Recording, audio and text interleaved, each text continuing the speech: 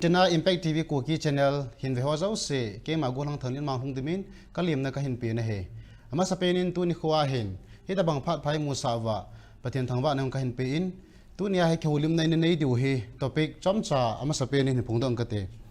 Kuki edition agenda Manipur no ya he Manipur election before and after with reference to hill area he chung chang thua he kholim na in nei du hi in tu nia hin hi chelai studio menai hung to pi u guest sources se phundo nan nei kate akhat na hin pi kim GANGTE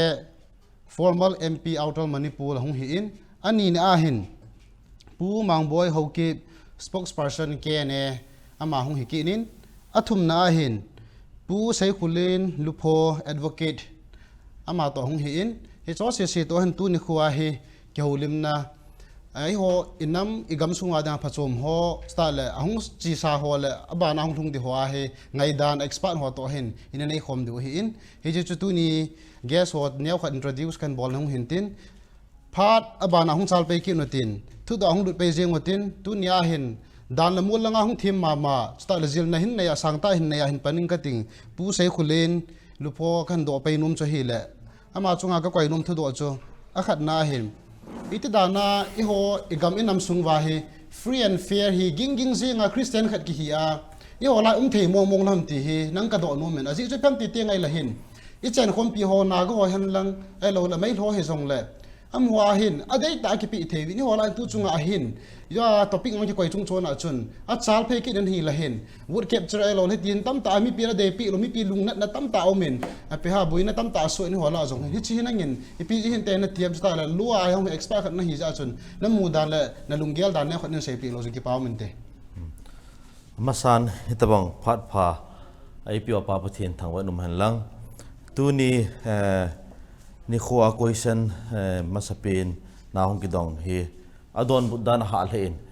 jinam tiale Christian khat hi we tiwin Christian khat hi na Christian khat chona chonding ti hi akitu mong hin tu ni mi pi hin chule gamnoi mi ho hin candidate ho kama ka seinom chu hi ale huvin sunga chan tabong hin muntena ki chan theilawang hin ki khel na khan theidam ti hin mai cham sim hat pin ho vote capture hat pin in apongin election dan ka na hi ala chule amin wang sei nun pun igam noi mi ho lam kai ho pathin thu ha sei pin ho vo na adi lo bol pin apong kinin cho tabong hi iwa na hi ala Christian khat hi na hi ipiham adi lo khat idi lo no khat hi number 1 a number 2 ka sei nom chu hi ala Christian khat hi win tu ni in vote election ni bolting ule chondan khat hi ipudo thei po win chi hi CSO hin chule church leader ho responsibility lin ham tin ka gelin Mizorama iwa na hi ala hibang si in sumjong alut pon chule kei tabang imacha hilo khan jong kate thei din muni na omin toi ho Manipula hi pem election te nge ti ale sum nei ngai number 1 number 2 gam noi nei ngai chule adang extra ho jo sei da tawing ki sei da tril hi chi hi ngai hin chi chen tu ne ka sei nom chule adang hi pon Christian khat hi na inei wale Christian khat hi ta wa hi ale tu na ka sei nom cho Christian khat hi na huvin sunga I chondan bong himun tina pudo thei lo han phadeham ti chu ke ma gel da na hin chule ani na ka athum na ka sei nom chu hi ale Christian he ti win mail ho hi pathin holo ti jang iga ho jiwen chi hi ja cha ta hin pathin holo ho sanga pathin howa ki gel sang ho hi amo sang chon si zon yu movin chi hi Christian khat hina ikigel phano ngai ham ti hi keima gel dan hin chi chun dan langa ga seiding in jong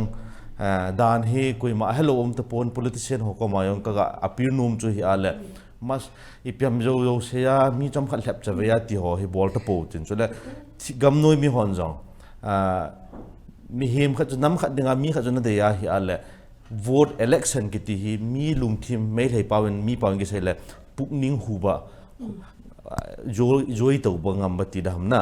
mi lung thim chu ki pas achawa ko na chu min idei na pa chu ipiha mi pia ko nang phal min vote pi de hin chi thei ta pon chi wang sit ta hin chi chun chi hi da na jong dan ru ki to lo I bol na wa hin chule I hon nam pia dinga jong hi wang sit ta thil khara hi ji chun chi dan pa hi gam noi lam kai ho le church leader ho in hin dan khat hi I khelo ngai ti ka ga sei no me ki paun he singe thu do hoi selin pu se khulinin aman angai dan te ho adon bu nan nei na hi le he thim ta dong ta sanumin Christian hi na wa hin ikita lo ji pen ta jaga ko en aban te ngai la hin a sei be kit khat ta jaga mu the kit khat chu tu la ya nam pu mang ta lovin ama ka supplement kit nom khat chu hoi sel zo a mi lung zo he he thema mi zo zo a phalam pi ja ki kai chu hung phan te ti chu manam mu dan khat dan lang pa hem yo chen he tai ti ong chan koi be ki nin thu do abana ka ga nei be kit nom chu tu ni a hen pi kim gang te ka do nom cha hi le tu chunga hen I ho kher khil lo le khu kan he na pa na hen Manipur history a Kuki tia dingam khalo be MLA numaini inayovin cycle la kang pu pi a hong kai do hen he cho he mi tam ta hen ke holim nup na nai chu I pham ti ti ngai la hen social media WhatsApp ka thai pu elo la Twitter Facebook ho ki mu pen ta chu pasal hong kai do ho ban kisit na la ya numaini pia bol da ham tiong he hong ha gin jing ke yin nang zong ta feminism khat hong hin a hen social la gon patan hong tha in style na za nom ma in MP changyong hong kai do en hi chu chang thu a hen pi lung gyang ngai dan na yam ai lo la chi chung chang thu an nam mu dan ne khat ni na holim pi lo chen ki pa men thi ki pa omen Kuki channel ve zo se langai ho zo se ka za na le ka ngai lu na chi bai ka hin bol ne hi u thanglenmang in nei thu do ho chu relevant ta hi tin kala in tu ni hin tu ni a usal akai do abon ima bol do lo wa nu me yin I pe bol dam tik kizahin lungthim he asuna in he number 1 mi pi te le pathen phatheina chanjalin khatwei chu MP nei na kai sauben ka ki sei phat hi poi nu mei chu mi nu a hi in mi nun acha te angai lu dan chu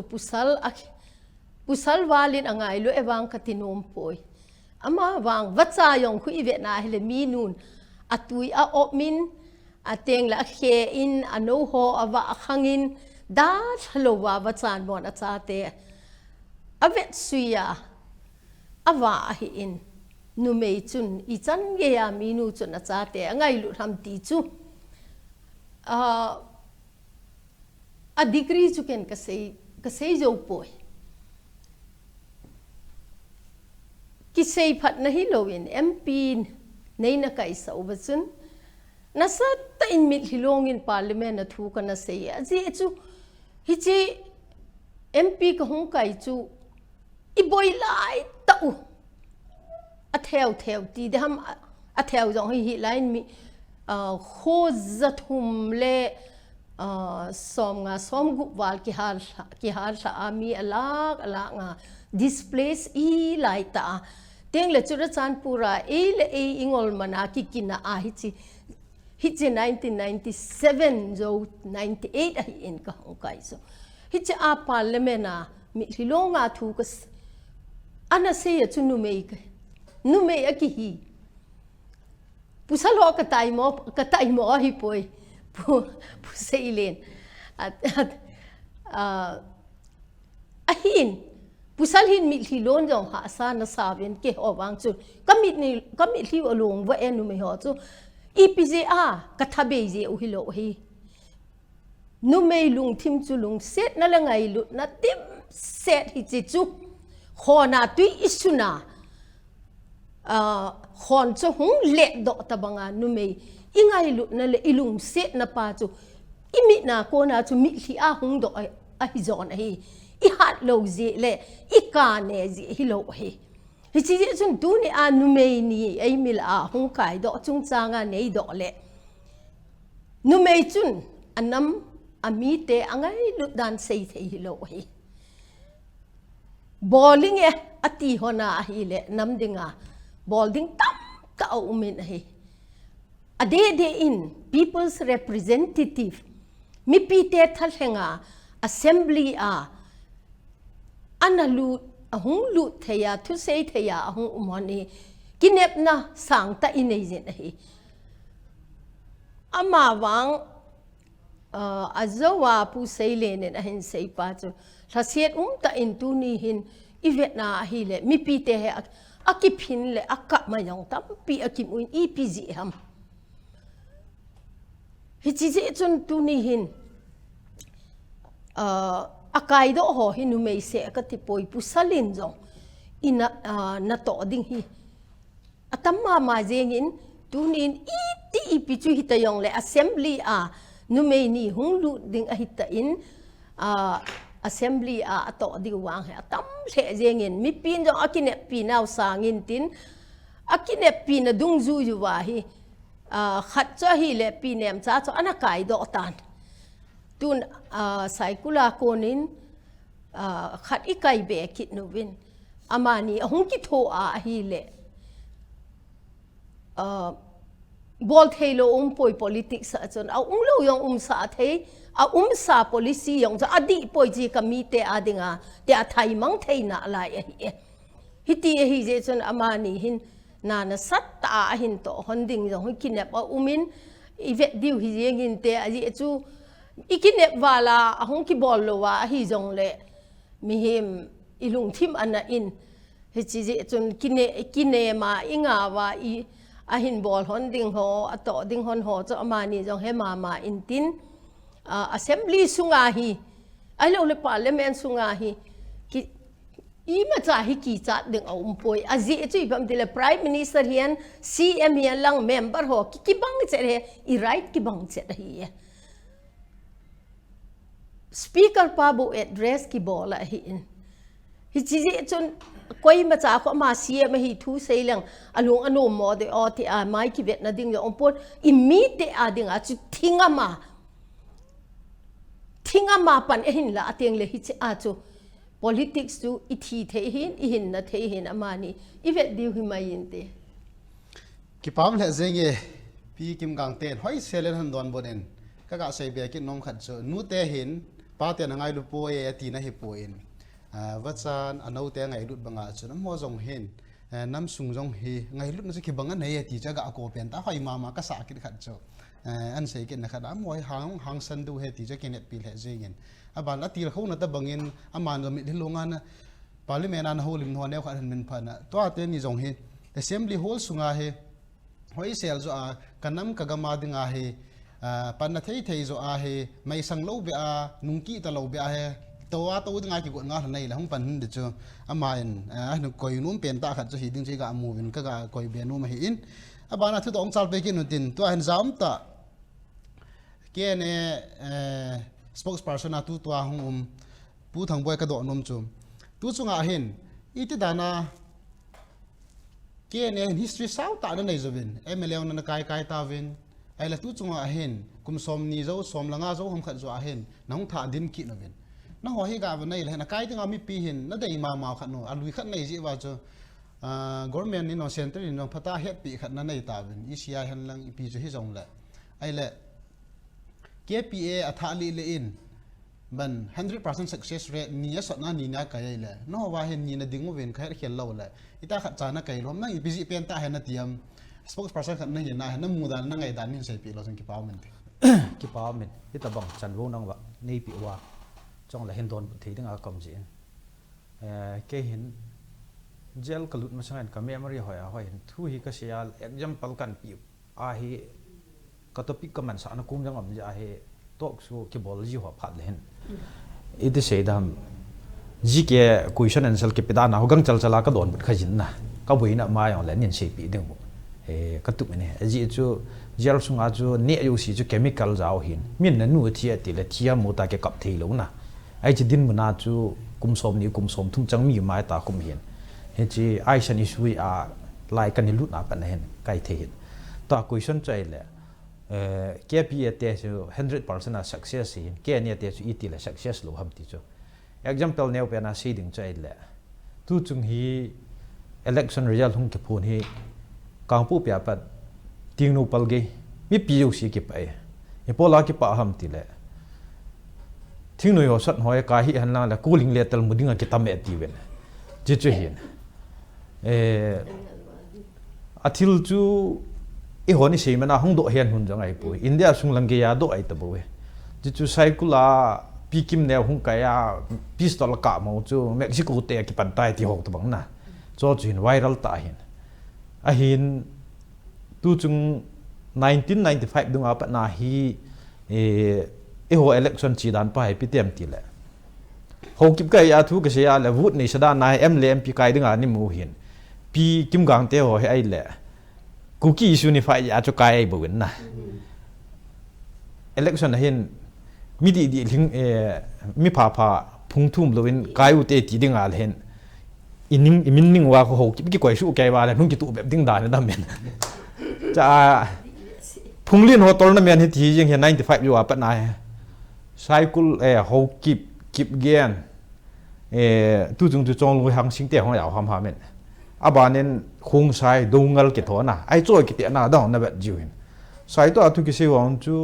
ฮาวกิบนี่กิเตะและกิบเกียนปากไก่ใต้ตินอาหมดจูสปอร์ตสกีบอลสะดันดานาพุ่งดังจังดังเนี้ยจ่าดิมจังอาเมนเฮจี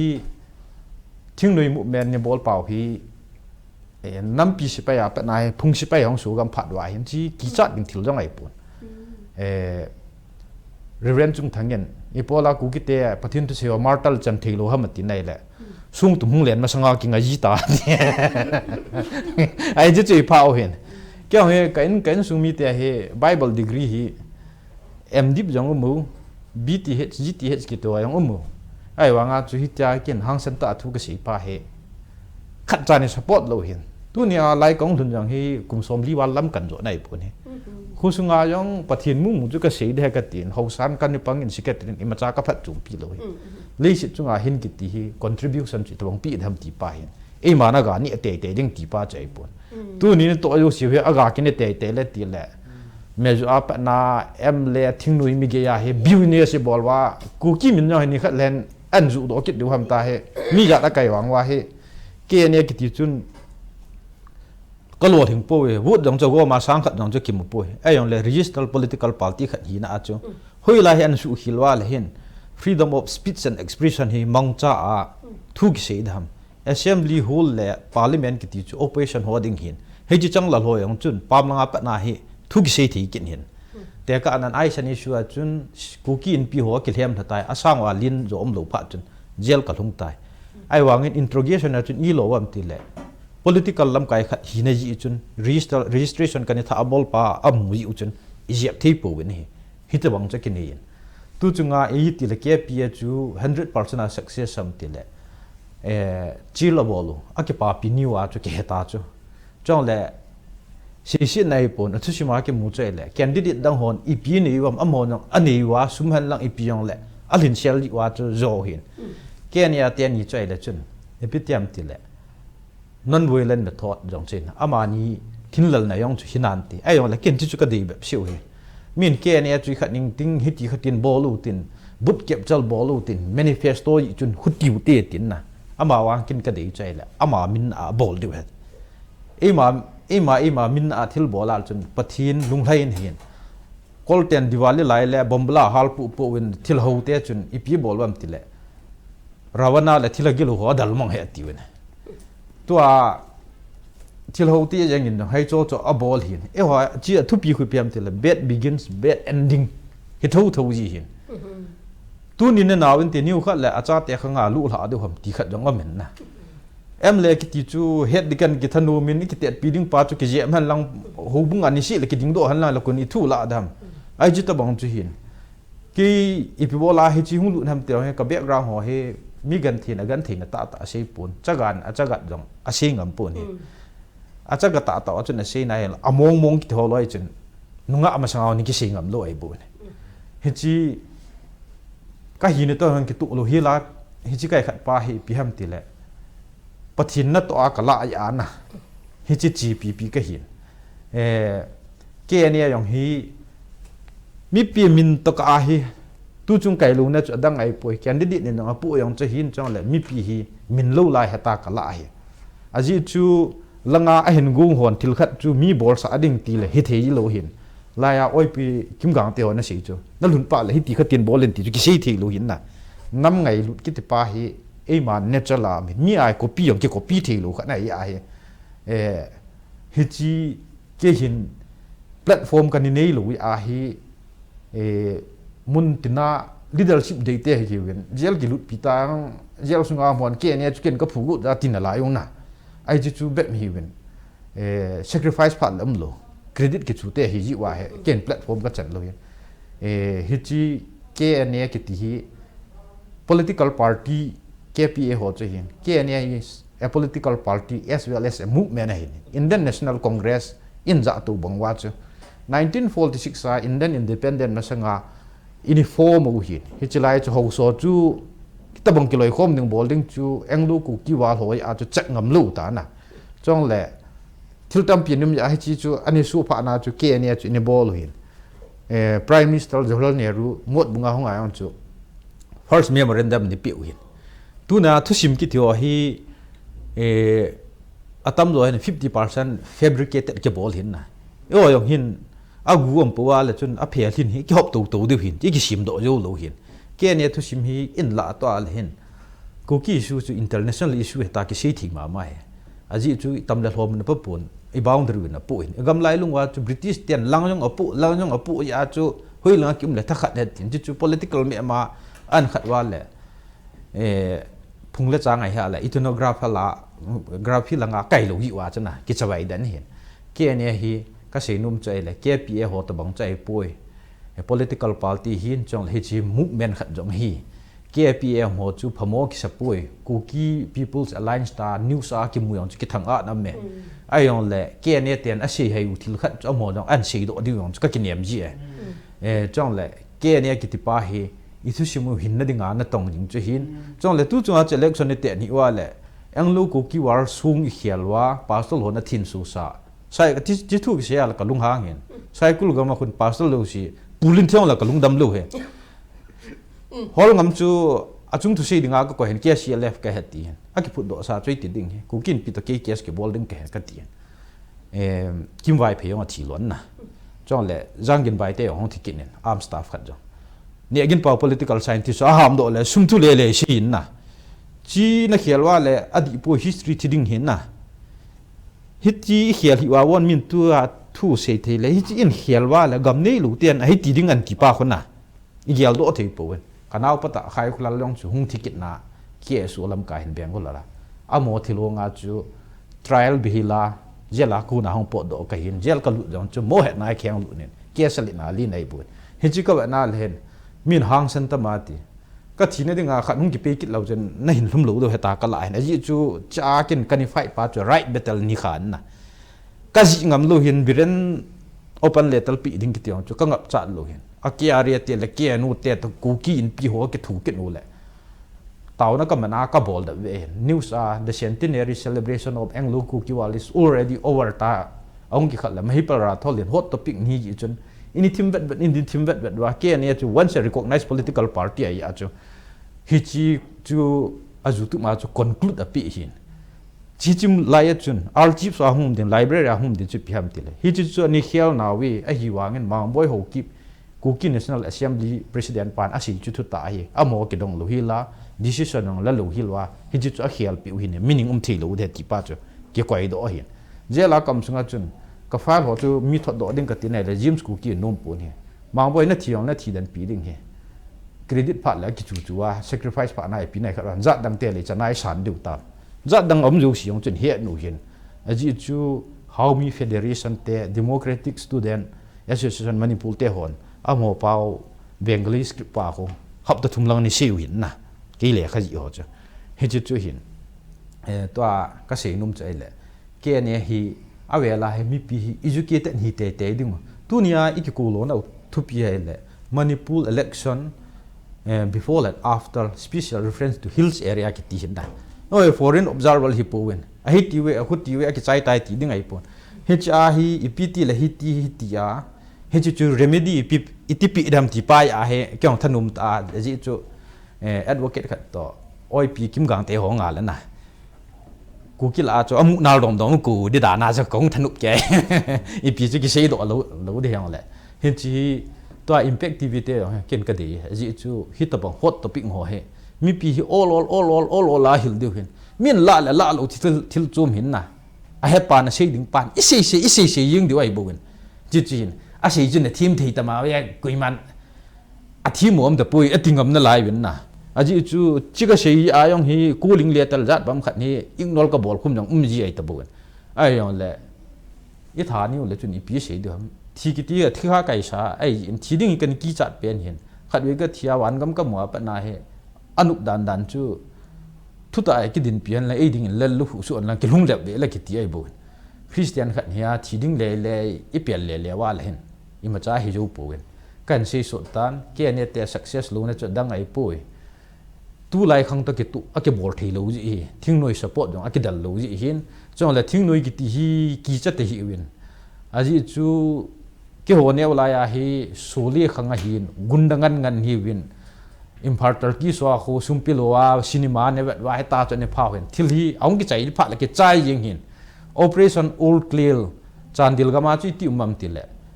jonel left sipai khanin anunga he chapong khat hi apo a khat akai hi chu North East India te to Indian today te an so wala I ti thing nui mi khat chu chapang ni ta ngam sun thai ham tin ai le cha chun operation all clear chu all da lunga abol da be hin na tu chunga eti su rula am ho chun ground nga am ho chun I ti la me thala ka ba Diwali lai ba nga he bang si su am ti chu e ho phun ai pun mi me ki chip na san pha la pathin thu tan pha la na mong jal ji hin he chi ki khel na chu ni khat la tho de aji chu Sodom la gomara bon chu mihim som ge chu pathinin le asu mang lo de ya le e ho ku ki te la hen ka ni le tampin bol hin tin pa len lung jong le pathin ti ho ja la he taw na o pathinin na e asan ding hin chong le e ho phat man na hi gami lu ding ai pun chong le e ho si ne ong san pha le langa lai hu lu le Jericho kulpi wan chana ki gen jong chu pengkula ho chim tho ai bu na lâm tin thang không đó à chú đặc tốt lâm tin thang cơ cái mục tiêu chú thang boy na fight cho hay lệ đi cố pru mina na fight pa chú committee on protection of mang cố pru như thế à hiện ý tỷ lệ thang kinh mula mấy thiếu hùng thì mình thảo và rep kia sẽ ta rep quay hầm là độ lười hi lá chú mấy lười lại hoa ngọn chú bỏ lắm bắt thiên hoa ngọn tiền bắt mi subui hiệu hẳn na trong là salai flag chú state flag bị alai cái tạ hầm na cái còn kia no flag là rainbow flag nhiều chú miền na chung na khulip te ku bili ho chu hero klo mon viral ta su si no chu hi cho ya chu lei ko ten de tin hin na a hin pathinin ipi hi wa la na si di kini ji len cho chu si wa la chun gal zo wa leng za lai ta bo tu ni khwa kuisan a chai lai ke ne te success lal na chu mi pi hi na ding bonga platform ki si ma public rally ho meeting ho ke bola na thu chang ki se yu loi a chu ti hin ken mak ko ma ka sei chu public donation be ko te ka tin na aman ki ja tu ji ju te tin restricted ten kom le we nai le ken to ka de he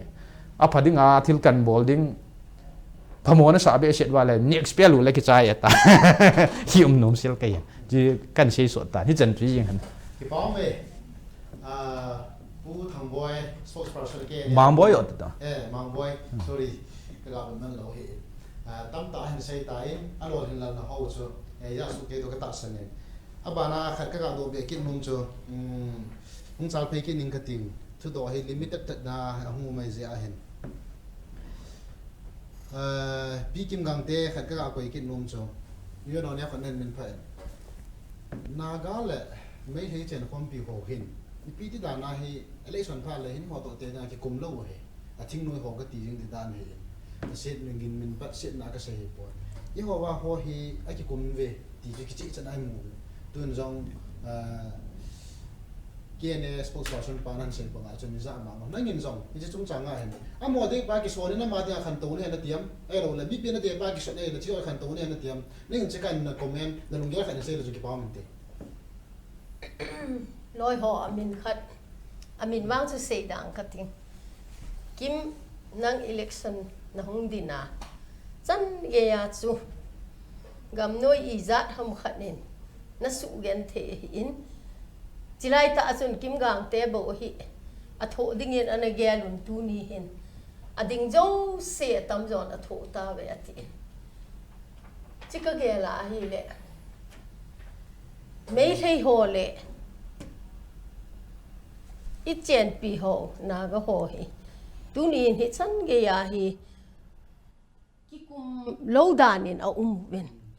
naga ho la hi them kha chu ki kum jong mai the hi wan chi chai le mas a hi ki kum lo a hi en a ki he do pon a hin ka vet na hi le election cheng le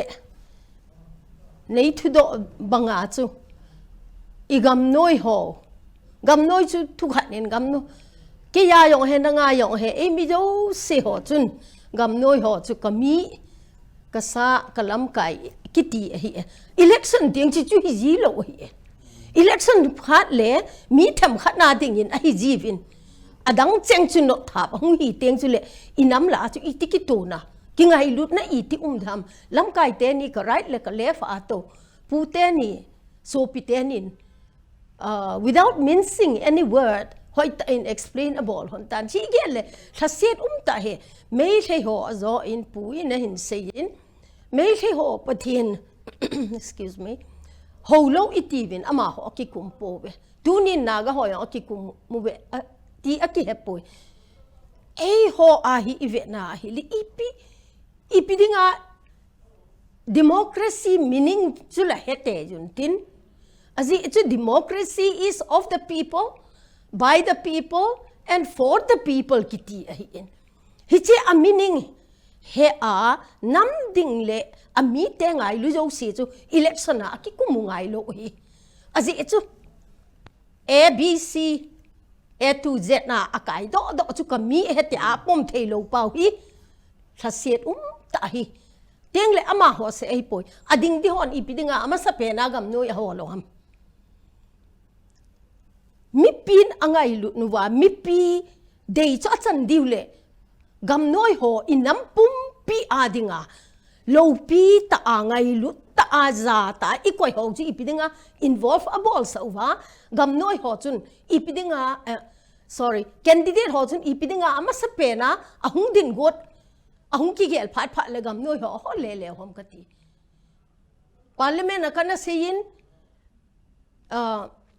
security forces army kiti ho hi they are there to guard the borders of this great country ai le ipidinga Indian government in north east le Manipur chu sepai na hin solu nu wa ke ho insurgent kiti ho chu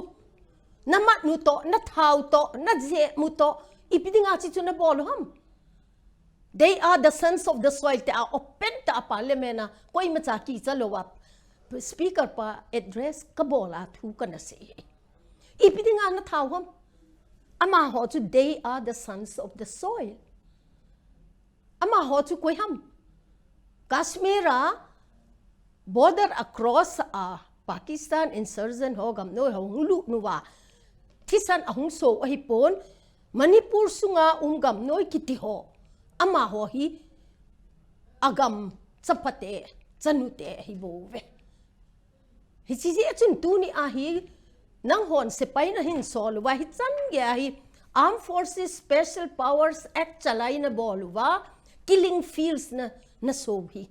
chi hi pithu ham hi thei ponte ipidinga north east le Manipura hi insurgency hi pa ahung ke banga ahung ke do ham aji holun kanati he aji holun ken thum ka he aji hi katin ka sei pe u he hi chi dung jui chun ka gel danin hi chong chu effective a hi tho 19 ka gela ji chu tunin su ong ta ke ho pi win kiti he hi chila ya chu mun tin gam tin he nge nu mei chapang aki hi wang chun Chandel district Tamenglong i chan ge hu ateng Senapati district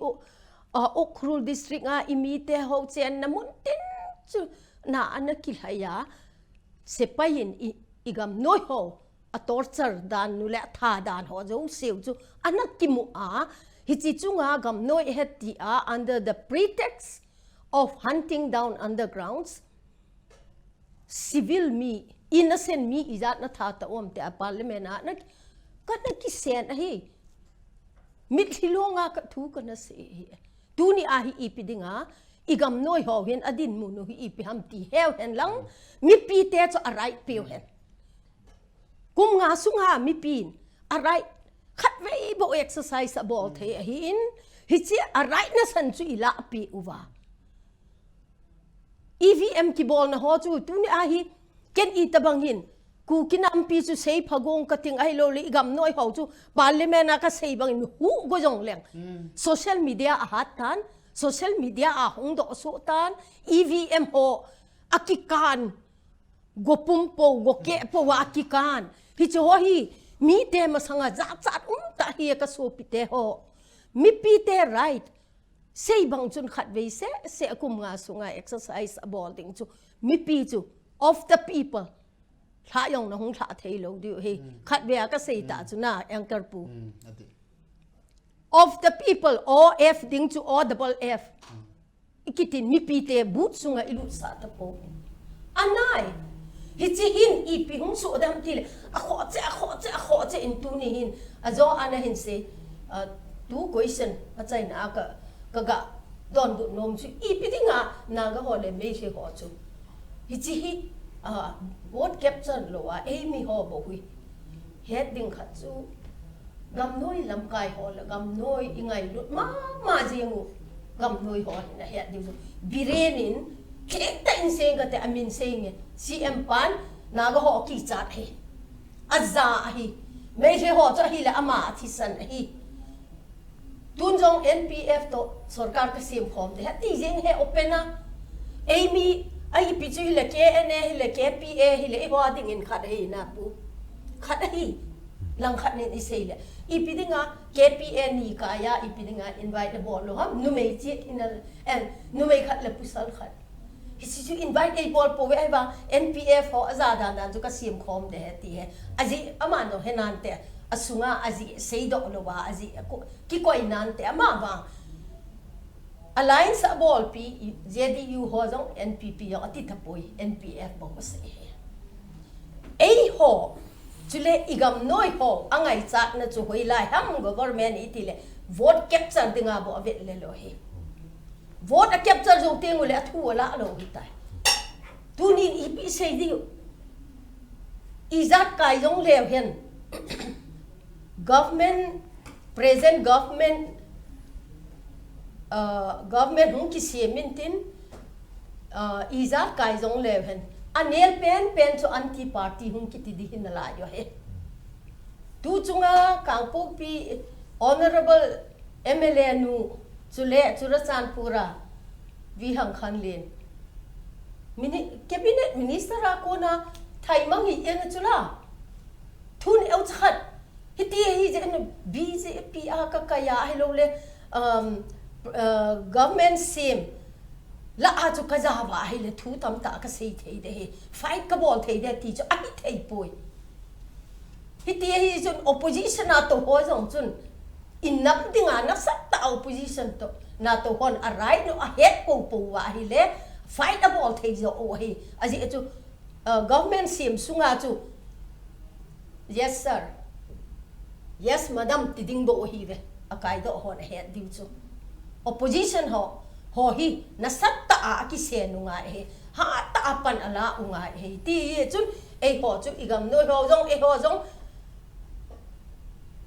former CM tun CM hi lo la in anahi in pu en biren chun I ma cha ai mu lo hi ka sei bang chun koi man za da hen chi hi mi jo sen open na ki mu hi ta di in gam noi e hon I zau le ingai lut ho inam dinga ki pedo ho I ti ho cha aman volunteer bangin amanin warning abolin hiche akon chun tu ni hichan ilong ta be nei aku ti ai le I pi ham tu ni a hi bol diu chi wang hi ken chi chu bol te chi chu sei yu te ka tinom poi na ahin akai do hon akigel ngai tan nam lam kai kiti ho hin agel thu ngai tan cái bám hệ gì pi kim gang te không cái đó còn bụng nó bên ta chứ ấy thì là năm lâm cài hello là năm mà đừng hàng sân ta hình khổ phăng mà bằng hoa hiện tua hiện mà assembly kêu sẽ talovin parliament abol thấy suna na pen pi hin tu khang dunga ap heta chi pe la hin mi pi in ki pen pi the to goldman in social media hat tain ata san lo de ta ti kha cho gom lam pena ko khat khat cho hi in hi che ji chun koi ma sok to le talovin i chen pi ho naga la mai the ho banga hin mi pi na de ki pi phat phat am ho mi ma mai the ti chu ama ho ding na ko na ga mu ho hong sau thim ja chu ka ga mat kho ma gom lam them pena kan sei hin tin tun thu do ban hong chal kin tin thu do to ka do kin nom chun pu advocate ka ma lo lang to ke sei neu ne ho khana ka ga he nom kit hele tu pi kim gang te nong ho lim na ne khan min phain ama to ka koi pi nom chun thu do ka nei nom chele zan ha la dunga thu su kim budung ya chun tu manipur context ang chu tin cm po so lo la minister po so ki chu pan ta wen bjp te ho jong hen hi cha he ga the pen ki khat chu is.com te na sei pen ta chu pham te la hen birinin tu a cm lui pa hen mi som langa nein aban te ngai le pu bisorjin hen mi som la sagi ne 32 kai do na la wa hen hi chla hen CM post ai lo la goldman form amo sung ka ha ki boi ta ve ti hi in hi cha ka sei dum pen ta chom party dang khat to hin ka sim khom tho tho de te lang langa he a ki chu te na sei pen ta hin hi chi hi lo dung ju yang chan ga hi theam tor la e ho ading a jong hin leng sim te hi the na di wa chan ge a hin e ho to hong kai do ho JDU a ku na jong min e ho MLA tu chung hong kai do ban la KP a ku na jong ni nei vin adang dang ti chun independent a ku na jong hela kilom kher khelo la am honi te pan hin la hen lang hin la tu chung a hin hong active thei di bam sem bi ai ne hong free hong ga do thei di bam ti hi na ngai dan neu khat min sei pi lo jong ki pa man ti BJP 32 ka hin 32 la hi khanin 17 khanin 15 ne hin chi a chu even na lo dung jo na party legislature kil na chu a party 32 kai la 17 kai pa chu leader hi dingai ta ji nam ti ale amo sunga chu government form na diu ji wa chu a khajala number pa chu chi chu a hitan a hin government chu coalition hong hi ta ale chun 17 15 pa chu la lawa hong ma hi ala chun chi chu coalition adang dang party ho chu bo chu apan pin an ki thum deu hin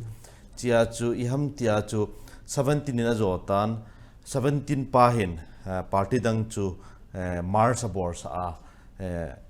ama support na chu ki kha sa ala chun ti chu government a form thei ki de hin ta chu remaining 15 ho hin EPTM ti ala am ho hin BJP hi tho wa hi ala chun government boy lo hin a hin ham ta mo a chop do god wa hi ale total number apa na so 2/3 March hi nga yin 2003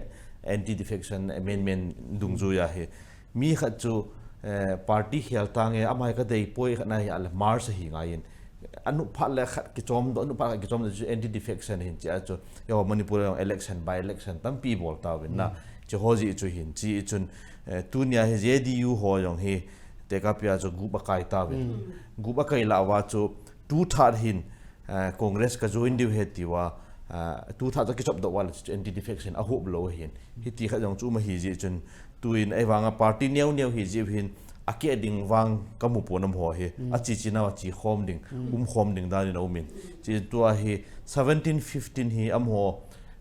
BJP sung calculation game a hi bowin chi a chu chi aboina ombe appoint chu ka sei no min leadership crisis thu bo hin chi lo dung zu ya chu yam ta 17 pa na zo ale government form le 15 ho hin party dan ka jap ta ve ta achop do wa hi ale a number chu 32 apana 2 tha chal hin wala chun boilo adang to yong khom the ti kha chu dan khani nei ji win ji chu ka ga hil chin masat hi han lang mi pi ho koma question hi jon ka ga sei nom chu hi ale mi pi ho koma he ki chom le ding ho lam kai hoi ikil han lo pha tam ti ka ga sei nom hin jinam ti ale ipi ha mi pi in mandate api pa he aki chom ma jong le mi pi pha chom na dinga mong thei ding mi ki than pha no hitan tu ni in lam kai thang ki thang la hin amin wang ka sei nom pon จานดิลังไซจานดิเตียงนุปลาวาจุดเดียวกันพัดนั้นใช้ดาวใช้นาวตินฟูลดิ่งมีกับมุปนจอจานปูลังวางมีขัดมีนี่หูไม่เทียเห็นอามินวางก็ใช้นมปนอากาศท่าละเห็นจุดละนาก็ละจงโอคูดิสตริกอย่างฟูลดิ่งโอคูดิสตริกสนับปฏิทำขัดมินตินแต่เมียงลงเอาอย่างโหลดีเห็นยามแต่ละปั๊บเป็ดเงินหงหิเดียวเห็นอามินวางก็ใช้นมปนนะสนับปฏิวางทำขัดมินไม่เทยโอคราวไม่เทยแต่เมียงลงโนเนียโหลดีจีว่าโบลีก็ใช้งามินยามแต่ละกายโดยวันนั้นแหละ just ปั๊บเป็ดมีขัดดินขัดดิ้งไม่เมียดิ้งไงเห็นทุกท่านพูดว่าขัดเหล่านี้ไม่เทดินมุนีน้องมันกายห้อยแบบนั้นแหละจีจนตัวเนี้ยก็ใช้นุ่มจู่เหี่ยแหละquestionเหี่ยแล้วก็ใช้นุ่มจู่อาจจะว่า Christianity วินตัวนี้การนี่เลยบอลหัวก็ support ในญี่ปุ่นการนี่เลยบอลหัว issue อะไรเนี่ยจู่ pastor เขาอย่าง issue อะไรเนี่ยเขาเริ่มการ issue อะไรเนี่ย social เขาเขาเปรียบเทียบเขาอย่างissue ay neo cho mi phalo pe ni pam issue hi nai ai wang tu nya ka ni issue sanga tu nya gamnoi lam kai ho lam kai ho in ki khelna apo do ngai ka ti pa cho ti apo do thelo wala ka ni lei ho bol ho sanga am ho crime orphan lin bol he ti ka ase no me ki pam the jing e abana hin thu do neo khat to apu sei khulen hong ho limna ko na ka sei do num cha hele ke chi chana mi pi ho he thei dinga ka ko be num cha party sunga hen sit som thum lan ni bjp ha nen helai la he mana sei pen ke lo hung expert khan hin a chun som langa la som la sigya ki khan pau he a ke lo na na we som la sigya pa jona form de hin a ke kha we som la sigya pa sun mi ke hol be de ti ke chi chanan sei pen chu hin he je chu party ya ko siam hung dem chu a mo ban bana a ke lui dan hung ko tan tin a bol thei thei pa pu di ti na hin a gom la ma chu chu ne kha ga hil chin be hin khat ka ga sei be thu do a ban hong chal pe kin hin ten pha da hong limit le ki ta in ma cha ka hi ji lo ja hin gom lam ma in don bu di win zam ta ke ne pu MANGBOI spokesperson ka ga do be ki nom chu political leader khat jong hong hi ta in politician khat na hi na ba na hin tu chunga hin election ko na chun home minister pa chu chanpur a haulim na chu ni ga mo thei kin khat chu tu chunga hin BJP had po well within 5 years I will solve the Kuki issues at the in the mahin. It's in a changia na tasanam. I will just say Congress kaila say in Chapang kilat na mo hi yung hilo may tenetium. I will na in chi changia itin tenetium na ngay that outside. Nin koi pilo sa kipaman. E ho prestol behila ai je thu ki sei ki ti chu ta asan lo de hi. Aji chu political party leader lin ho hen double standard na niwe Nagaland na chila chum sei do Manipur la chila chum sei kit do chi chu mi chong le kum khana congress te to PPS gentleman agreement kan ye ti na gentleman ba na chu lian dis jong wa na lai kin bai the ken sei la cho chu lalu prasad ngol pen pa do political party chu a manifesto ka ya manifesto hiu he ti na e ho hen cha khun mi hi sa te ti la gam nu ho na kol cha kit ju he ruling le chu chu ti de he ji chu em le ho yong hi gam hu ding hin boundary ki chi ta nei te ki le hin to anum no min contract system yong lo kho pon to he em le khat ki ti chu contract tol da nai ngai tu ai ta chi ep kazat la kanam isu to ki tu a thil theyam ti pa he na khat lo hin ga sei ding in ke yong chu IAS ka hin ai san isu chu hit ti he ti lang kun ka thu la lo di chu platform ki nei pha ra chu thu la thei ki su oi chu na chebanga chu em le ki ti leng he indecisive moi khan ju ke boya bo he decision ki la thei do ki to he cho chu ka kil thei lo ipi thei lo asunga ki lo apam langa ki we ai bo na he che hin to a he cho ta san ding a chun na ingol wal wa ka ti chan chi yang han ki pau me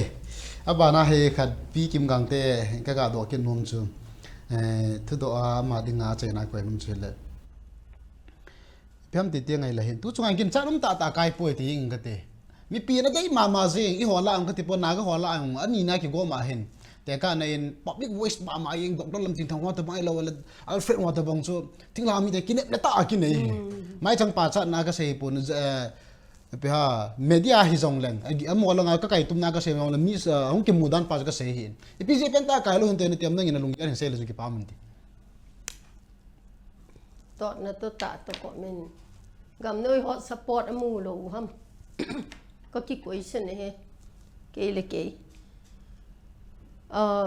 amu lo he mai the do ta lam tin thangina se cho di a ban phal ke ka bol the pi khan ma ban la khan ga se be ki boy lai ta in cobru boy lai ta achu doctor lam tin thang min chu kana ja in ama hi personal ta in wang ke tong ka ke he in ole ka ki mu tu kha hon ham ka he poi a hin cobru boy lai ta doctor lam tin thang chu mi zo sin pa chat na nein e yong cha an akiki pa ma yeng election a hin te le cobru issue chu aki hai mang tan sumle pai hi itlo lo ma hi ke yong kam mo e nang jong na mo e mi zo sen sumle pai chu ima mo so ke na ma ba e ho issue ku kite issue chu suma cho thei yong a hi pon suma ju thei yong a hi pon tu hin ivet na hi le akai do pen chun bang doctor lamtin thangin achi pi a fight an a ball issue chu hichi chu achi pi ngai ding hi aji chu hichi chu mi pi chun hichi issue chu serious ta in ala in an tunin ama akai ta lo je chun ama khela kai khat chu ama chun aban a ball te ngai ding ngai in ke poi isei sa vela ki sei in a hin la a kho pen chu square number 1 a ki hlung kit ji in square number 1 chu in bible la ke pathian langa hat lo hi jeng jong leng satan chu ama le ma akido le alengam hoya chal de ham atin mesia pakai chun ana sein ei ho mi pi le agam noi lung gel ki to jing lo chu hoi ilang I ti diu ham a hin democracy is of the people ki ti pa chu mi pi sim mi pi te a dinga ki sim hi chi democracy hi chi chu I chi pi lo wa hi le wang ei ho hi party chom kai jong lew hen hi chi chu I che pi te ngule I su chung ki bang in tin ruling a ka umin thu ka sei thei poi ti chu hi ta lo ding in nam ding a chu ruling jong opposition jong apan khoma fight abola hi le itimin ei za da ham alien pen in jong ei zan tin anew pen in jong ai lut na ei nei yin tin tu ni a I che da nu wa hi cheu le wang chu kho che de hin chi lung kham ta lung boi ta hi in azo pu thang boy na em pu mang boy na hin sei chu hi chi chu sau ta sei ta pon hi chi hi bip seu jengun ai pi hi yong le ken ka sei na ang chu supplement loi tenin a hin bol ki the hon a hin na phat a na lai le ki pau me pi kim gang te na sei pen khat chu ki chi tani mutawin sumla pai nei lo je la thing lo support mu lo je dam ti chu amana new khat a sei na chunga ka sei be no men je cha ma sei sa chu ka vel sei hi yong la ki chi ta ga mu the ki khat chu tu chunga do to lam tin the pa cha no men cho jaw lo be a sang si lang mu the le one day yong ka ti no men ai cha ta bang cha ki til khau na thei ta he ti khat dong chu mu the khat nin ana man lo mo he khai le ta chu new khat ka sei be hi in a chai na ka do nom chu pu advocate ka do nom chu hi le tu chung hen Alfred la kai ta pon aban la putian la kai ta po in ningkum la dunga assembly a hen an ha hot ling ma henin ADC bill HSC nu ya ko na nan boloven ai le hi chi tha ho hin chan gen hin lo hin san te ti nung gal na yam ai lo le na in pi ngai dan na yam hi chi hi ho ding lo kho ham ai lo te nga yam ti wa he neu chakhat a chai na nin don bot lo jing ki pa min min ai chi hi ADC bill chung chang he ikina pi nu chu putian le Alfred hin ani hone kai pon che Alfred hi ka constituency jong hilo okhura hin okhura li tan vela miêu hi jol ka het sun ka pu te ho ti tang ka ting phungo a che di chon se he alfred na pi de heta he ka sei je nga hin ipiam ti ale thil hi za la nam thu chu ma hin issue he ngai ka tin la amho jang api tho win a hin khat pa hi ipgm ke pon sang khat walin khat pa kai tan chi chun tu jung alfred kai lo apa mai le jengin chi chun ama hin hial ding wa kha in tin ewa ka kinap na khat chu piam ti ale ADC chairman luipa he phungje la hong kai yin le si yo he chi chun aman jong ama chairman hi pha na ki pu do thil hi chun aloya pa yong hin ki hol nan de ti ka ga gen a hin azwa ka sei constituency district wa wang chu Chandil Tamenglong Chochan chite ni wang he hopeless mingan kai hin chun Chochan pur to okhur to sanapati langa wang mi tham khat wang kina pi thei hung hi dham ti hi keima ka wis khat keima gel dan khat hi chana mo thung ki thu khom vintin pathin in jong lungthim chi na hin pi vintin aban ban hung chal thei di hom tu ke gel dan he ke pam le jing e tu a hen phat cha chai na hung heta ni jong le chai na pen mo nga pu mangboi khat ka koi num tom charan don buding in tu chunga hen atam zo nan wi pulgam ta na thang ki se me ti the tan hol la jong hin mla som khat nei ta win am ho chunga na tha ka ho chunga hen as a politician khat on heta in party lam kai khat do ipina ba pi nu mam hello le sem dio sang pi se le nu tiam ti lung yang chat tom khat da chai na pe na ni don buding win nang pha khan pi ki ni thil dang jo si sanga nampi interest na abat wa na to diu su ka dei pe Nampi interest chu hem khat explain bol thang boy na hin se hi je chun na ai chu hin na ken ka sei nom chai le I thing lang mi hi na pa hin na man sa lo ding hin ga se ding in I thu sei le ya ku na yong hi mi hin noi shi lo su hin na polo ground nga Kuki in pyo ni khat tu chip ge sa win ko win chingmi tammi ama ta ni tiu le ko brumu lang lai bu shawa ama ta ni la phatien ta ta wona hi chi I sei pa he lam kai khat nen thi na ding yon le zui de na chi hin je la kom ba chun NSN I am hulmi rion secretary pa to comment Hebron camp of holding in Christmas bonus in 300 crore and thod mui wan reject ni money is a people new khat la kyon ka ki print du ka pi num la ka pi du ne ti he chi chu dik mi pi ki ti hin e ho he chu chu e chun idal diu hin na ka ajun ka seitan nam pi interest lo e ma interest business si le thanum ben Kuki min jong hi zu thi ai in zu mang na lai diu chat mai du he ka ti num ai chi a chu put nam pi interest first ka ti supplement ka ga bol nom chu le lam kai mun tha do hung kai do ho hin issue base nampi issue ipiam tu a he I bol khila hi la la kom dong sungai lian du din mona uma hi issue base a politics a bol du ka te in number 1 number 2 mi wai cha te has te hiu hin igam sungwai self reliance mi self empowerment kipia amala ma kichang hin theina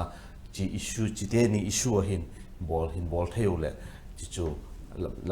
nampi adinga chula mo akai lo hum dham ti chu kai ma gel dan helas ki pam le zenge tu ni khwa hin ke holim na Kuki edition agenda Manipur no ya